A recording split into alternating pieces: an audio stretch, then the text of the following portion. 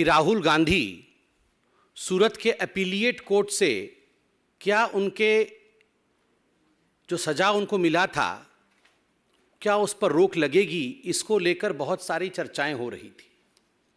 और अब जब सूरत के अपीलिएट कोर्ट का जजमेंट आया है, उसका वर्डिक्ट आया है, पूरे देश में खुशी का माहौल है।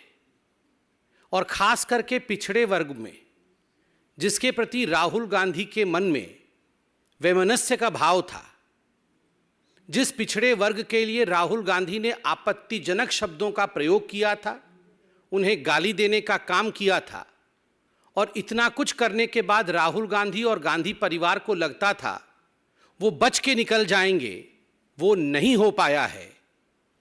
This is I would say slap on the face of the arrogance of the Gandhi family.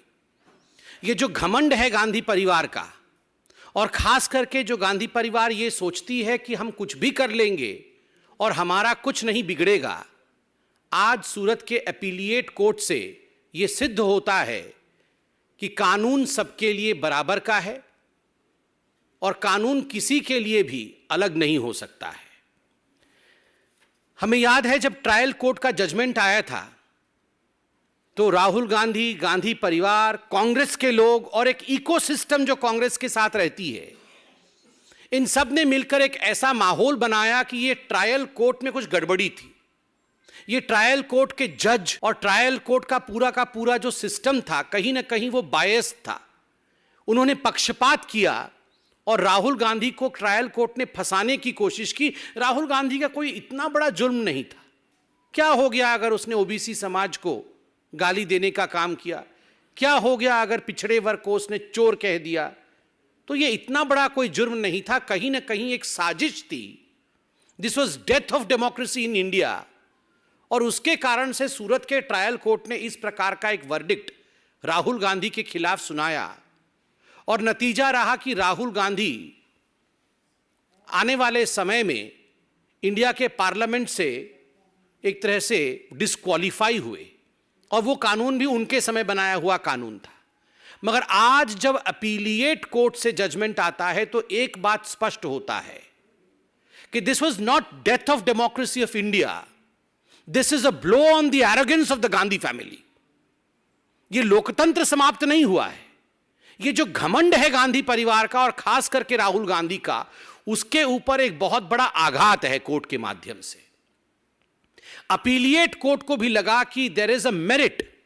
जिस प्रकार से पिछड़े वर्ग के खिलाफ, ओबीसी समाज के खिलाफ गाली गलौज करने का काम राहुल गांधी और उसके बाद राहुल गांधी को सपोर्ट करते हुए कांग्रेस पार्टी ने किया था, अपीलिएट कोर्ट कन्विंस होती है कि इसमें मेरिट है जो ट्रायल कोर्ट ने किया था, और राहुल गांधी जी के सेंटेंसिंग को कम नहीं किया जा सकता या उसे स्टे नहीं किया जा सकता। यह बहुत बड़ी बात है हिंदुस्तान के न्यायिक प्रणाली में। बंधुगण, राहुल गांधी जी को सेंटेंसिंग होने के पश्चात पूरे कांग्रेस पार्टी ने एक मोबिलाइजेशन किया था। गली गली में, नुक्कड़ नुक्कड़ में जो कांग्रेस के कार्यकर्ता थे, वो राहुल गांधी जी के मोबिलाइजेशन के कारण न्यायपालिका पर ठहर ठहर कर आक्रमण कर रहे थे। केवल हिंदुस्तान में ही नहीं, विदेशों के माध्यम से दूसरे देशों से हिंदुस्तान के खिलाफ स्टेटमेंट जारी कराने का काम भी कांग्रेस के कार्यकर्ता रह रह के करा रहे थे। एक इकोसिस्टम पूरी की पूरी इंडिया की जुडिशियरी के खिलाफ लग गई थी। और आज जब यह जजमेंट आया है, मैं कहूंगा this is the victory of the common people of India. यह साधारण जनता के लिए तो विजय का उत्सव है ही, पिछड़े वर्ग के लिए विजय का उत्सव है ही, यह न्यायपालिका के लिए भी एक बहुत बड़ा विजय है। क्योंकि जिस न्यायपालिका के खिलाफ सड़कों पर आंदोलन करके मोबिलाइजेशन करने का काम कांग्रेस पार्टी कर रही थी, आज उसी न्यायपालिका ने कहा कि आप कितना भी दबाव या प्रेशर की राजनीति हमारे ऊपर करने की कोशिश कर सकते हैं, मगर we don't buckle under pressure. आपके प्रेशर टैक्टिक्स के कारण, आपके दबाव की राजनीति के कारण न्यायपालिका झुकती नहीं है। जो अन्याय है वो अन्याय है। इतना ही नहीं, आपने देखा था उनके जो नेता हैं कांग्रेस पार्टी के, राज्यसभा के अंदर कई बार के सांसद रहे हैं, प्रमोद तिवारी जी, वो तो 2 कदम आगे निकलकर और कह रहे थे कि ये तो गांधी परिवार के लड़के हैं, ये राहुल गांधी केवल साधारण मनुष्य नहीं है, ये साधारण हिंदुस्तानी नहीं है, ये तो गांधी परिवार का सदस्य है, उनके नाम में गांधी लगा हुआ है, इसलिए the law should treat him differently. कानून इनको भिन्न करके इनके साथ बर्ताव करना चाहिए था।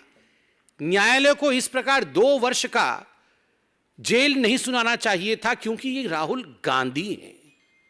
ये कोई और होते तो ठीक है भैया, तुम 2 साल के जेल में जाओ, हमें क्या जा रहा है, मगर राहुल गांधी हैं, इसलिए गांधी परिवार के लिए एक दूसरा मानदंड हो, गांधी परिवार के लिए कानून दूसरी परिभाषित हो। There should be a separate law for the Gandhi family. यहां तक डिमांड उनके मेंबर ऑफ पार्लियामेंट ने किया था, प्रमोद तिवारी जी ने किया था, ये पब्लिक डोमेन में मौजूद है।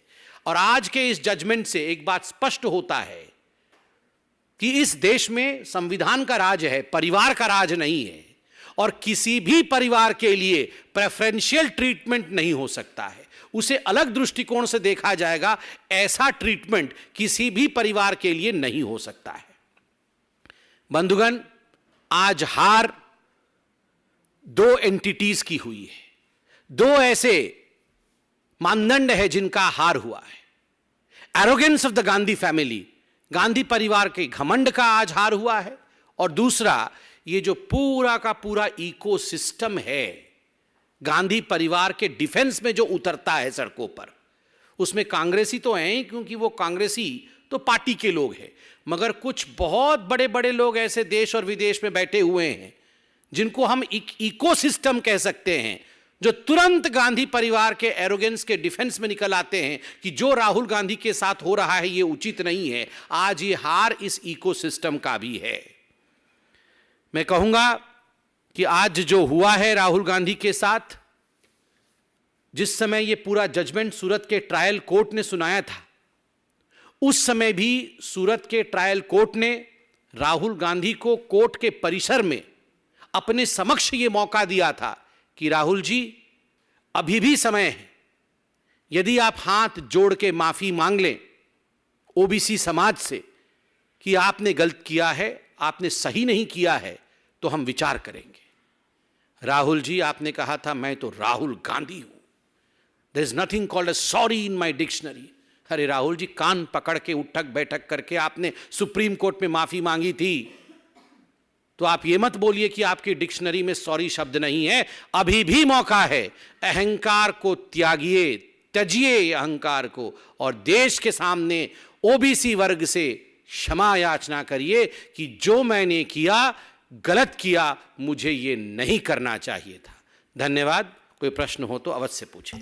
देखिए, जहां तक कांग्रेस पार्टी का सवाल है, कांग्रेस पार्टी के इस चरित्र के विषय में कि जो लोग हिंदुस्तान के खिलाफ बोलते हैं उनको प्रमोट करना, उनको राजनीति में आगे रखना, उनको स्टार प्रचारक बनाना, ये तो कांग्रेस समय समय पर करती रही है। आज जो इमरान प्रतापगढ़ी कर्नाटक के चुनाव में स्टार प्रचारक बने हुए हैं, इस पूरे विषय को लेकर कर्नाटक प्रदेश ने, भारतीय जनता पार्टी ने वहां प्रेस कॉन्फ्रेंस किया। उनके स्टेटमेंट्स, इमरान प्रतापगढ़ी के पुराने स्टेटमेंट्स जिसमें वो बीहेडिंग को ग्लोरीफाई करते हैं, उसको भी जारी किया है। अतीक अहमद जैसे व्यक्तियों को अपना गुरु मानते हैं, उसको भी भारतीय जनता पार्टी ने कर्नाटक में उजागर किया है। मगर ये पहली बार ऐसा नहीं हो रहा। ये कुछ पॉलिटिकल पार्टी ऐसे लोगों को आगे बढ़ाती है जो बोटी बोटी काट देने वाले राजनीति पर विश्वास करते हैं। आपको याद होगा पिछले चुनावों में इस प्रकार के नारे भी प्रधानमंत्री नरेंद्र मोदी जी के लिए कहा गया था कि हम बोटी बोटी काट देंगे। ये तो वही कांग्रेस पार्टी है जिसने प्रधानमंत्री के लिए कहा हम तो कब्र खोदेंगे, मोदी तेरी कब्र खोदेगी। तो इस प्रकार की पार्टी से आप क्या आशा करते हैं? ये वो पार्टी है जिसमें मनीशंकर अय्यर स्टार प्रचारक हैं, जो पाकिस्तान में जाकर गुहार करते हैं मोदी को हटाना होगा, हिंदुस्तान को बचाना होगा। ऐसी पार्टी से और कुछ अपेक्षा करना मुझे लगता है उचित नहीं होगा। Congress and appeasement are synonymous. Congress और तुष्टिकरण ये दोनों पर्यायवाची शब्द हैं, और ये हिंदुस्तान की जनता और कर्नाटक की जनता भली भांति जानती है। Please ask the Congress party, though they must be hearing somewhere this press conference, unsolicited advice from me is, please don't put a lot of your thought on what BJP is doing. Rather, get concerned about Rahul Gandhi. Get concerned about the fact that today an appellate court in Surat has dismissed the petition that the Congress party had filed on behalf of Rahul Gandhi. And Rahul Gandhi is yet again exposed in front of people of Karnataka and in front of people of India that the way he had attacked the OBC community, the court did not deem fit to in fact reduce his sentence, shows that today in fact the Congress should be a worried lot.